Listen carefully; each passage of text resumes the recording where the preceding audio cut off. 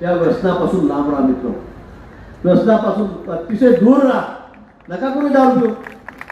माणिकचंद काय खाता, गोवा काय खाता, ते विमल कमल सुमन काय करतात मला काही समजतच नाही. काय दारू पित आहे.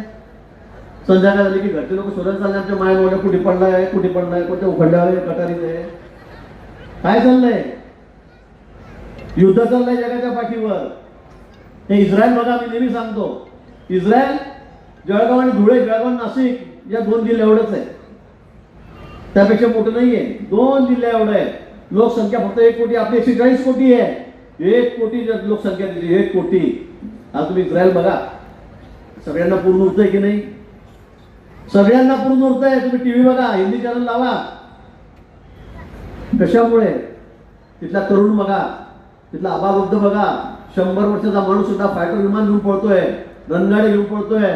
लहान लहान पोरं 15, 17, 18 वर्षाचे सुद्धा स्टेनगन घेऊन त्या ठिकाणी उभे आहेत. कोणाची हिंमत नाही वाकड्या नजरेने इस्रायलकडे बघायची. तर हे का. राष्ट्रभक्ती, देशभक्ती, व्यसनमुक्त पिढी, हातात दम आहे.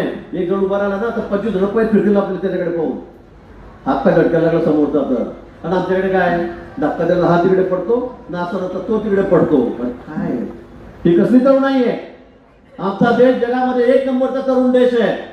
18 ते 25 वयातले पोरं आमच्याकडे 1 नंबरवर जगामध्ये, अख्ख्या जगात. पण मग ही तरुणाई जर अशी व्यसन करत असेल, दारू पिऊन नुसते गोरटांगळ्या खात असेल, त्याच्या हातापायातच दम नाही. काय कामाची आहे. काय उपयोग आहे. आणि म्हणून मला इस्रायलचा नेहमी अभिमान वाटतो. मी 3-4 वेळा इस्रायलमध्ये गेलो, मुद्दा म्हणून गेलोय.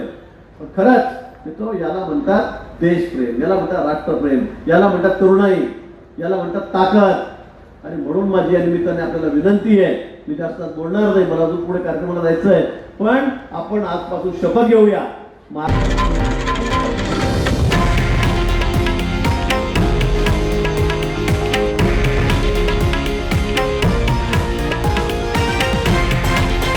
हे आहे देशातील नंबर 1 न्यूज नेटवर्क आणि आपण पाहत आहात TV9 मराठी, एकमेव.